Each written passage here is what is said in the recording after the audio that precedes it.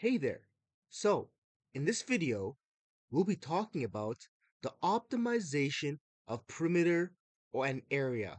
So you're gonna get one of two problems. Either you're looking for the maximum area for a given perimeter, or you're gonna be looking for the minimum perimeter for a given area. Okay, let's get started. Uh, I just want to mention that this is not an easy lesson to teach. It has some complicated ideas, but I'm gonna try to do my best to explain it. So, optimized shapes often have the largest area relative to the smallest perimeter. Typically, we see that, and it's not confined just to perimeter area. It can be applied to volume, and it can be applied to surface area. However, I do think that's a little bit complicated, so I think I'm just going to stick to perimeter and area for this course. They are often solved using a plot method. Actually, in your textbook, that's how they solve it. But you can solve it using an equation method, which I'm going to show you, which is not necessarily taught in the textbook in full, but I'll show you a few tips and tricks. You're going to have to be using some substitution techniques, and I hope you learned this in your basic math. And yeah, so essentially, the end goal is to get a graph, either a graph like this, and this could be length or width. Let's say let's call this length. And if you're looking for optimization, like the maximum area, it'll look like it will look like a curve. So it'll look like a curve like this. And the end goal is to find the high point. So you're looking for the length at this high point or the area at this high point. And the other graph you might get is the perimeter. And same thing, this could be length right here. And you might get something that looks like that there. And I guess the end point, the point of the goal is to find where this point is, where this point is, the length at this point, and over here the length at this point. So you're gonna get either or graph, and I'm gonna be showing you techniques on how to figure out how to find this point. Okay, Okay, so the best way to learn this concept is to, of course, do problems. So let's start with the first problem. It says here that Ryan has a summer job working at a campground and he's roping off a rectangular swimming area on the beach at Swan Lake as shown. So here's a diagram, and the roped off area has a perimeter of 294. So from here all the way to here to all the way here, that's 294. And let's label the side. So let's say that this side is the width. I like to give the shorter side the width. I guess we don't need this. Let's see if I can let's cut that out. Okay. And width here, and we call this the length. So we have width plus length plus width. That gives you the perimeter. I have the formula here for ease of use. There's always one length and two width.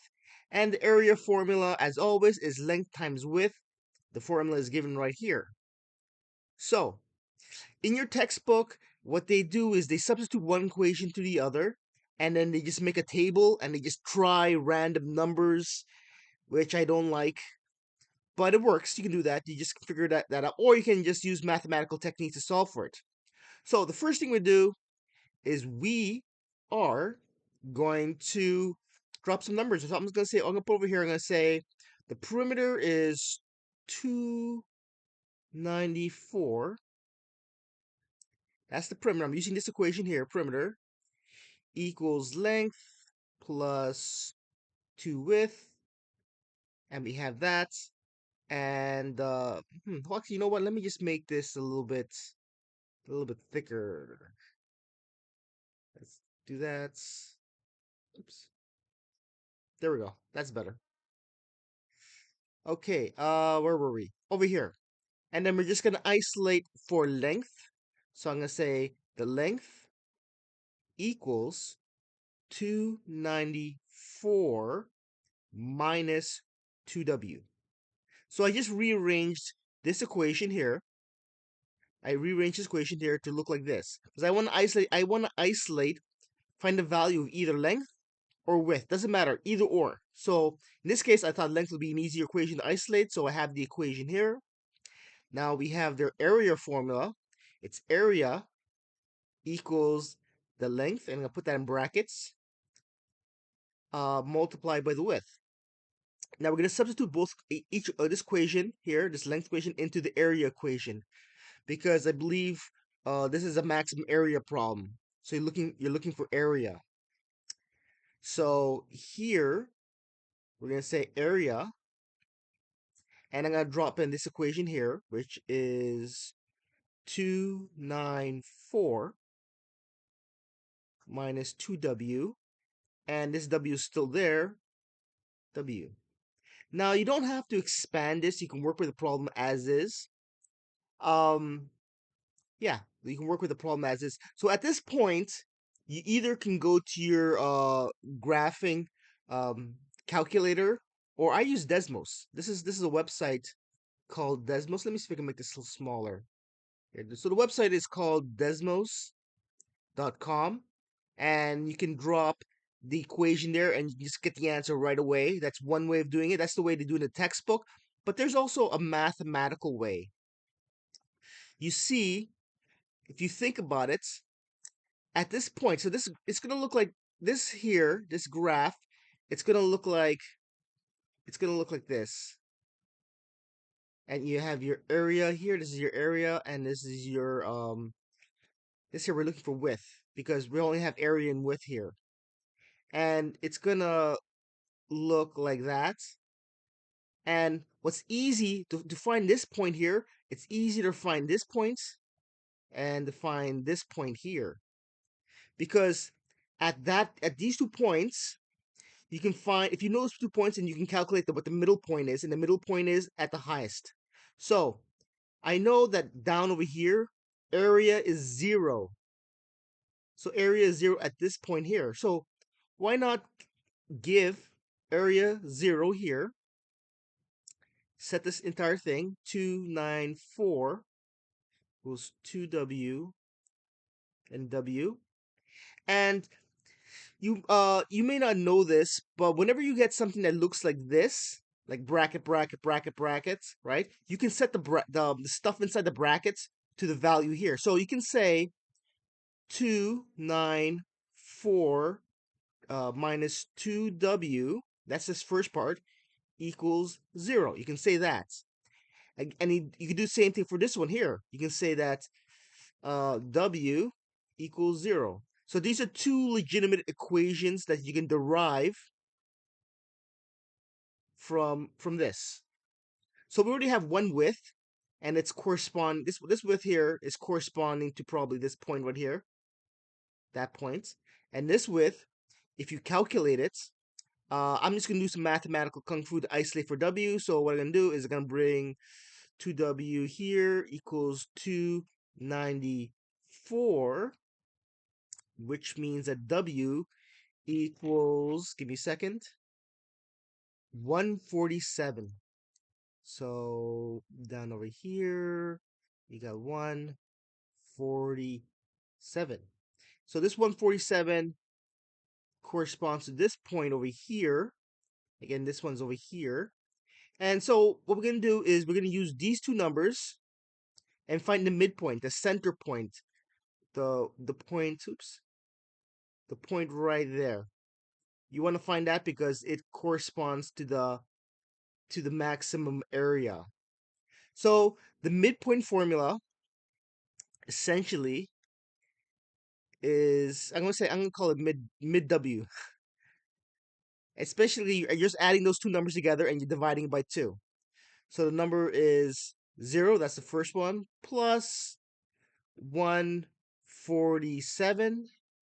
Divide that by 2, and you got, hold on, pop that in the calculator. I believe it's 73.5. So let's 70.5. So we know that it is 73.5 at this point here. right here. This is 73.5. I'm going to put on 73.5 here. And if you want to know what the maximum area is, it's not asking for it, but if you want to know, all you have to do is drop those numbers into the equation. Let's do it over here. Actually, we have okay, so we have before we do that, we have mid W here. Might as well find what the length is, and we have the length formula over here, which is 294 minus 2W, but we know that W in this case will be 73.5. That will equal, unsurprisingly, 147. So 147. So we have the width. Sorry, that's not the width. Let's undo that. We have the width because that's the width over here. We're looking for this midpoint width with the highest point, and we have the length.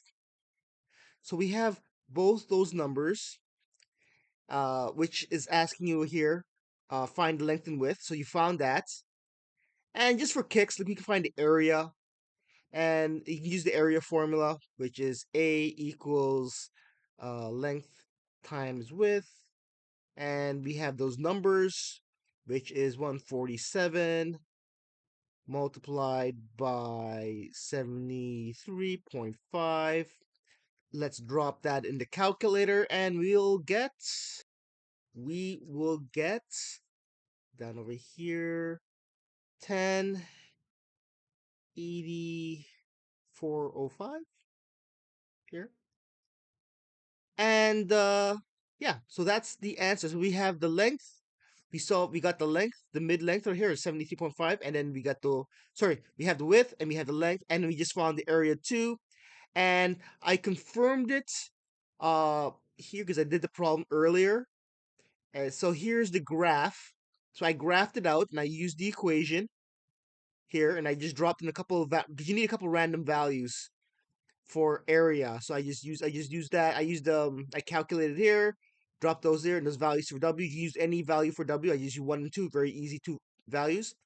And I made this formula here, and it plotted for me. As you can see on this plot, on the width area, because this area's width, it's 73.5, and the highest area is this number here, this huge number here. So our calculations are correct. So that's how you find, and this is a very common problem. So this is a problem that I would remember. Okay, so that is for maximum area maximum area for a given perimeter. Let's do the next problem, and this next problem is weird. Um, it's because it's dealing with minimum perimeter, and in the textbook, they want you to find it using just the graphing method alone, or just using random values. But I'm going to show you a trick to solve for it mathematically as well. It's not taught in textbook, but it's the same concept as this technique here, except you may have to root a negative number, which you're not supposed to. But in this case, we will because it gives us the correct answer and it works most of the time. It will save you some problems. I don't think I'll give this question. Well, we'll see. Okay, so let's get started. So, Latoya, she wants a vegetable garden to have an area of 60 meters. 60 meters squared, an area 60 meters squared. The garden will be a rectangular and surrounding by a fence. What will the length and width be that is required for the least amount of fencing? So a minimum perimeter for a given area. Now, when you have something that's unobstructed, like a square, like this here was the rectangle with like it's walled up. The perimeter is 3 sides. But if you have something with 4 sides, I can tell you with 90% confidence that it's probably a square. The length and width, it will probably end up being a square. That's just a little bit of from my experience, that's what I know. So when you have 4 sides and you find an area with something with minimum perimeter and a given area, it'll always end up being a square. But let's find out. So what we're gonna do here is, again, we are gonna drop a number. So we have this number here, 60 meters. So we have to start off with the area formula. So it's 60 meters squared times length and then width, right? And if you isolate, let's say I don't know, last time we isolated for L, let's do that again. We'll isolate for L, and when you isolate for L, it's basically 60 over W, right? So we have that, and what we're gonna do is we're gonna drop this into this equation here. So perimeter equals 2 brackets. Well, I'm just gonna write the formula up first. Should always do that, and then we'll drop in our numbers afterwards. 2. Okay, so in the brackets we have 60W. That's your L because we got it over here, plus W. So now you have an equation that has perimeter and W, and we'll be graphing that a little bit later. But you can use the same trick or technique in this equation because in the sense that we're going to give P a value of 0, because it's going to look like this. The graph is going to look something like this. This is your P there, and this is your W. And it'll end up looking like this. And again, you want to find this point here.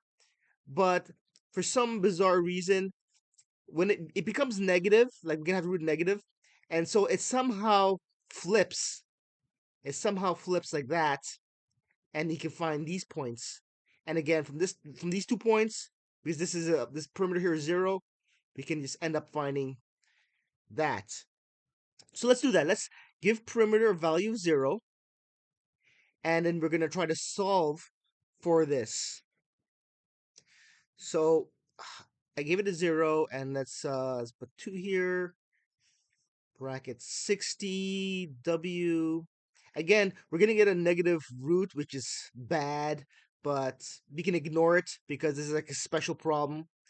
I know here that if I divide both sides by 2, if I divide this by 2, it sort of cancels out the 2. So you end up having 0 equals 60W plus W. And we can bring this W to the other side, or that W to that side. So we're going to have W equals, this W equals negative 60W. And then you can multiply both sides by W. So times this by times is like you can move this, you multiply W and then multiply by W. If you do that, and you multiply this side by W, this cancels out, and then you end up with a W squared here. And then it's 60. Now here's the part that is somewhat troublesome, because to get rid of this root, you're gonna have to square it. So, and as we all know in math, it's an illegal function to square a negative number. Yeah, so not square number. If you can't root a negative number. This is a big no-no. However, this is a special problem, and we're gonna ignore that. We're just gonna pretend. This is a positive. So we are gonna do this.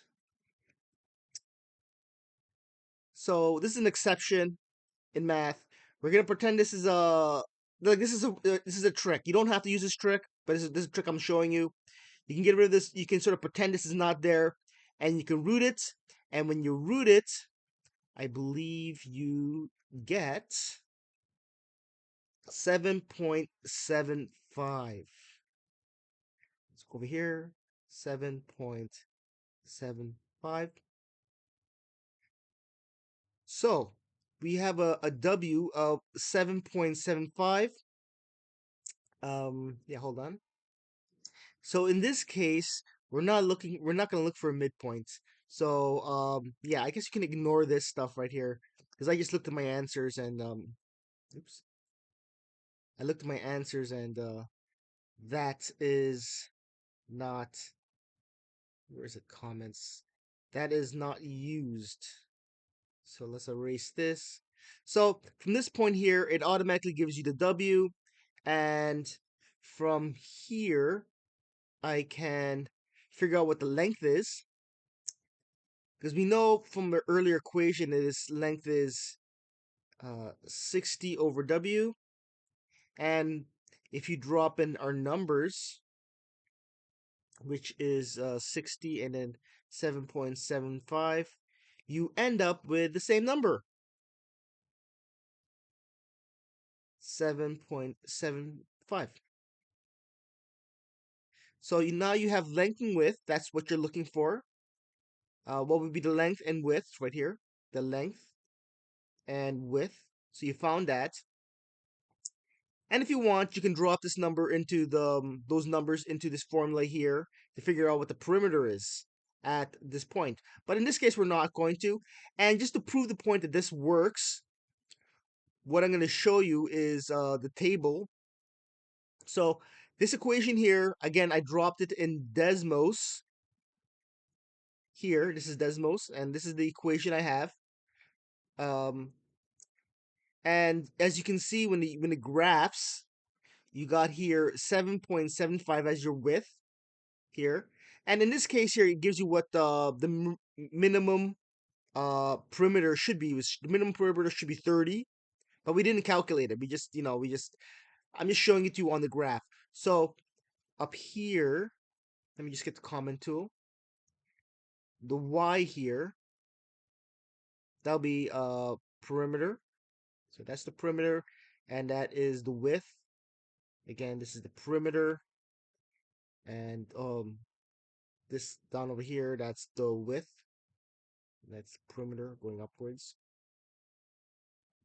That's perimeter width. And again, if you look at this graph, this here is the width, and that is the perimeter. So the minimum perimeter would be 30, and the width here would be 7.75.